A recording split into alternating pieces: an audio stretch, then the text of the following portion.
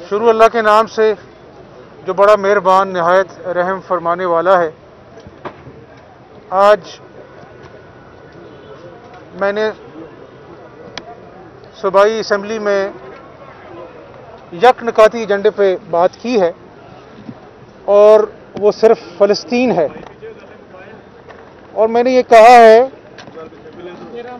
कि जो बच्चे एरियल बॉम्बिंग में शहीद हुए, जो नमाजी मस्जिद अक्सा के अंदर शहीद हुए, जो औरतें शहीद हुई, जिस तरह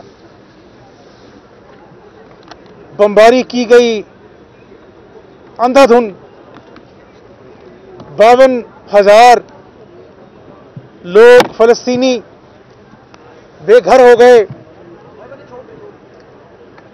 हजारों जख्मी हुए। और ये जुल्म बरवियत की दास्तान हमने यकम रमज़ान को भी देखी, जब मस्जिद अक्सा में अजान बंद की गई और 27वीं रमज़ान लैलतुल कद्र वाले दिन मस्जिद अक्सा में धावा बोला गया। तो ईद पे मैंने कहा कि लोग अपने बच्चों के लिए नए कपड़े खरीदते हैं, वहां पे माओ ने अपने बच्चों के लिए कफन खरीदे। तो ये जो घाव है मुस्लिम उम्मा के दिल पे और इंसानियत के लिए एक अफसोसनाक वाकया है। और जब फ़लस्तीन का जिक्र आता है तो मकबूजा कश्मीर का जिक्र भी आता है, जिसको जेल बना दिया गया वहां के बासियों के लिए। अशरफ सहराई कस्टडी में फौत हो गए, उनके बेटे जुनैद सहराई, उनका एक्स्ट्रा जुडिशल किलिंग हुई। मीर वाइज उमर फारूक साहब, मोहतरमा आसिया अंद्राबी साहबा, शबीर शाह साहब, अली गिलानी साहब, मीर वाइज उमर फारूक साहब, हम सब उनके साथ भी इज़हार यकजहती करते हैं और अक़वाम आलम को ये पैगाम देना चाहते हैं कि पाकिस्तान जब जब फ़लस्तीन में और कश्मीर में बर्बरियत होगी, हम यक ज़ुबान होकर अपने कश्मीरी भाइयों और फ़लस्तीन भाइयों के साथ उनके साथ शाना बशाना होंगे। अब मैं समझता हूं कि अगर कोई ऐसा जंगबंदी हुई है, लेकिन ये बर्बरियत का सिलसिला अब रुकना चाहिए। और मैं सपोर्ट करता हूं जो तैयब अर्दगान साहब ने बात की है कि कोई जॉइंट प्रोटेक्शन फोर्स बननी चाहिए, कि ये बार बार और फिर आप देखें कि रमज़ान शरीफ के महीने का इंतखाब और जुल्म जबर निहत्ते फ़लस्तीनियों पर, इसके रोकथाम के लिए एक लॉन्ग टर्म बंदोबस्त होना चाहिए। लेकिन उसके लिए मैंने कहा ऐवान में, आज भी मैंने कहा कि पाकिस्तान में आज सियासी पोलराइजेशन इंतहा दर्जे को पहुंच चुकी है। चाहे वो कश्मीर में आर्टिकल 370 का निफाज हो, चाहे वो फ़लस्तीन में जुल्म बरवियत की दास्तान नक़ल की जाए रमज़ान शरीफ के महीने में। हमें एक दूसरे के साथ इकट्ठे बैठने के लिए, इन दो कॉज के लिए भी हमें अपना जो है ना एफर्ट करना पड़ता है। तो ये कौम देख रही है। मैं आज सियासी बात मैंने ना अंदर की है ना मैं बाहर करूंगा, लेकिन मिन हैसल कौम, एक मेंबर की हैसियत से, एक पाकिस्तानी की हैसियत से हमारा फर्ज है कि ये जो इंतशार है, पोलराइजेशन है, इसको कम किया जाए, ताकि हम नेशनल इश्यूज पर और हमारे भाइयों पे जब क़यामत ढाते हैं जालिम लोग, तो कम से कम आवाज तो यक ज़ुबान होकर बुलंद करें। तो ये 70 साल की जो उनकी जद्दोजहद है, फ़लस्तीनियों की, कश्मीरियों की जद्दोजहद है, उनको हम सलाम पेश करते हैं और दुआ गो हैं कि ये जो अमन है ये देर पा हो और इसका एक मुश्किल हल जो है मुस्लिम दुनिया बैठकर सोचे और उसको इम्प्लीमेंट करे। बहुत शुक्रिया। मियां साहब ये बताएं कि आपने पोलराइजेशन कम करने की बात की है, क्या ये पोलराइजेशन की जो कमी है सिर्फ एक दिन के लिए मुख्तस होगी, जिस दिन को दिन मनाना होगा, या फिर बाकायदा तौर पे पाकिस्तान में अपोजिशन और हुकूमत मिलकर इस पोलराइजेशन को कम करने की कोई प्रैक्टिकल एफर्ट भी करेंगी?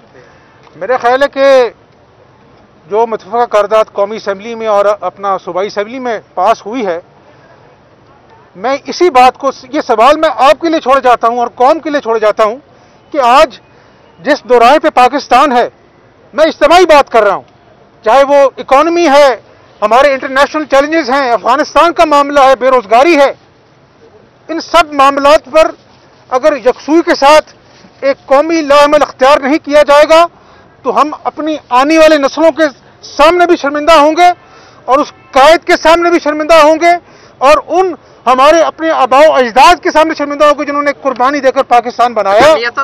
और मैं कोई अपना जो है ना वो लगी लुपटी बात नहीं कर रहा, कोई एग्जैजरेशन नहीं कर रहा।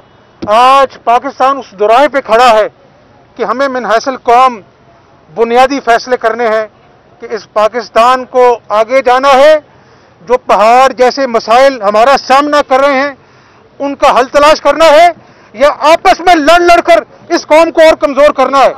और जो कौमें आपस में लड़ती हैं वो उम्मत मुसलमान के मसाइल के लिए दुनिया से नहीं लड़ सकती हैं, इस बात का हमें इदराक होना चाहिए। मियां साहब ये फरमा दें, पंजाब के अंदर आप पंजाब के अपोजिशन लीडर हैं, हाउस के अंदर अपोजिशन लीडर हैं, इस वक्त पंजाब के अंदर सियासी हलचल है। जहांगीर खान तरीन ने बाकायदा तौर पे अपने ग्रुप का ऐलान किया है, और क्या आप समझते हैं कि उनके साथ राब्ते में है मुस्लिम नवाज? और दूसरा ये बता दें कि अगर कोई हलचल होती है, पहले भी आपको मौका मिला था जब इलेक्शन हुआ था, उस वक्त भी आपकी सीटें ज्यादा थी, इस वक्त भी जो सूरत हाल चल रही है वो इस तरफ जा रही है, क्या कहेंगे इसके ऊपर? हमने इसमें ये ऐड कर है कि आप समझते हैं कि जो राणा साहब ने बात की उन मसाइल को देखते हुए उनका हल इलेक्शन है, या आप इसी सिस्टम के अंदर एक गवर्नमेंट फॉर्म करना चाहेंगे? ऐड करते हैं हमने 3 साल, कौन नहीं है जो जेलों की हवा खा के नहीं आया। पौने 2 साल बाद भी मैंने आज हाउस में कहा, मैंने कहा इस हाउस का आज जो फिजा है वो मैं तल्ख नहीं करूंगा, मेरे पास बहुत बातें करने के लिए। आज भी हमने 3 साल तमाम तर इंतकाम को बर्दाश्त किया, एक जिम्मेदार अपोजिशन का किरदार अदा किया, इश्यूज पर बात की। तो ये जो आपने बात की है जहांगीर तरीन साहब के ग्रुप की, मैं सीधी बात ही कर रहा हूं। मैं समझता हूं कि हमारा इससे ताल्लुक नहीं है। हम चाहते हैं कि आज जो इस सूबे का हाल है, जहां आज पूरे पाकिस्तान में जो मसाइल हैं, मुआशी मसाइल हैं, बेरोजगारी है, उसका आप खुद अंदाजा लगा सकते हैं। ये सियासी जोड़ तोड़, हुकूमत गिरेगी, हुकूमत बनेगी, इसकी सीटें ज्यादा है, ये बातें पीछे रह गई हैं। पाकिस्तान बसीते कौम चैलेंज का सामना कर रहा है, और अगर हमने बुनियादी फैसले ठीक ना किए, मैं तमाम स्टेक होल्डर्स की बात कर रहा हूं, तमाम सियासी जमातों की बात कर रहा हूं, उस गरीब रेडी बान से पूछें जो सारा दिन इस चाहती धूप में रेडी लगाता है और फिर भी अपनी माँ की दवाइयां पूरी नहीं कर सकता, अपने बच्चों की रोटी पूरी नहीं कर सकता। मियां साहब ये बताइएगा आपने क्या फैसला? हाँ जी, और दूसरा ये बता दें क्या मैं ये भी बता दूं। अच्छा मियां साहब एस्टेब्लिशमेंट से आपकी सुलह हो चुकी है या नहीं? और फोर्स है हमारी सुलह हो चुकी है, इसका नतीजा आप और शहबाज देखें, क्लियर कर दें कि उसी वजह से आप बाहर आए हैं, डील का नतीजा है या कुछ और है? ये तो आपने आज तकरीर कर दी है, आपकी तकरीर के बाद मेरी बात का फायदा नहीं है।